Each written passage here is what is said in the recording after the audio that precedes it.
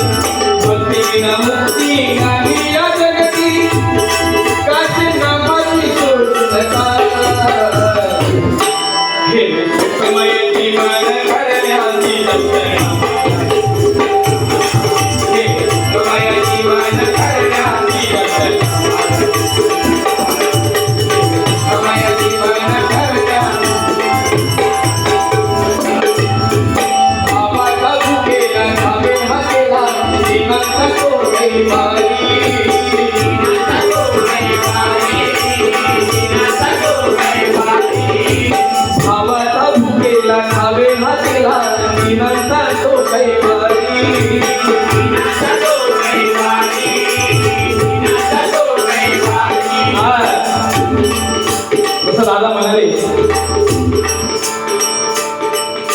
आता ही जी काही सेवा आहे ती आम्ही करून घेत नाही, ती स्वतः करून घेत आहेत. ते आम्हाला सांगतायत की प्रारब्ध त्यांना पुढची जी घटना आहे ती त्या परमेश्वराला माहिती आहे, जी काय घडणार आहे. समजा कोणी आजारी पडायचंय किंवा काय कुठल्या गोष्टीला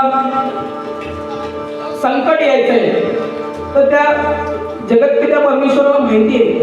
पण आपल्या भक्तावरचं संकट टाळून न्यायचं असेल तर ही सेवा ही आमच्याकडनं ते करून घेतात. समजा त्या डॉक्टरकडे आम्हाला 2000 रुपये खर्च असेल तर महाराज अगोदरच आमच्याकडनं 100 रुपयाची सेवा इथे करून घेतात. मग जिथे 2000 जायचे असतात ते 200 रुपयात करणार. हे महाराज स्वतः सांगतात. त्यामुळे ही सेवा आमच्याकडनं महाराज करून घेतात. किंवा आम्हाला महाराज सांगतात की तुम्ही जर 1000 रुपये कमवताय दिवसाला किंवा महिन्याला 15,000 रुपये तुम्हाला पगार आहे तर त्याच्यातला एक पाव तुकडा तुम्हाला जसं शक्य असेल तसं एक अन्नदानासाठी किंवा कोणत्याही सेवेसाठी अर्पण करा. ती कधीही तुमच्या आयुष्यात विफळ जाणार नाही. हे महाराजांचे वाक्य. त्यामुळे फक्त महाराजांना भक्तीचा भाव हवाय, सेवा हवी आहे, बाकी काय नव्हतं. म्हणून म्हणतोय भावाचा भुकेला ठावे हा केला जीवनाचा तो कैवारी,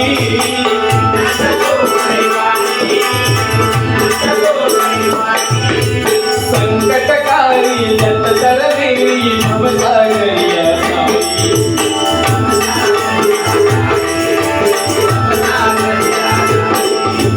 संकटकारी जततर देवी भवसागरिया साई,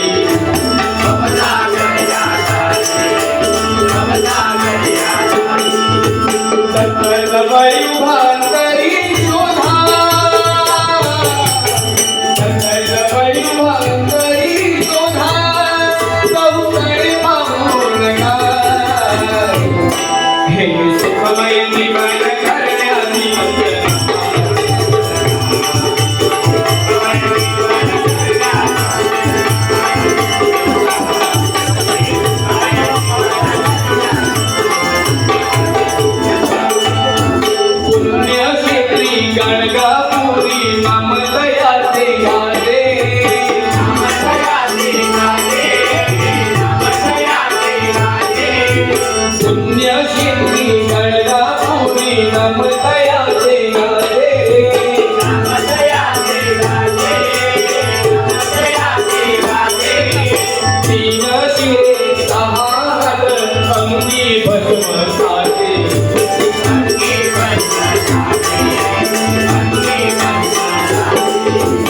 भक्तिभाव धरून करा पारायण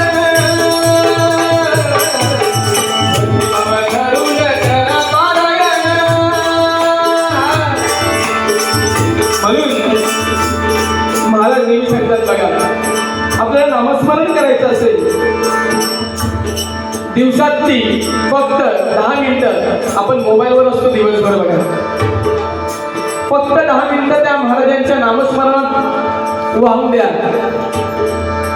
किंवा ज्यांना शक्य असेल त्यांनी गुरुसप्तशतीचं पारायण करा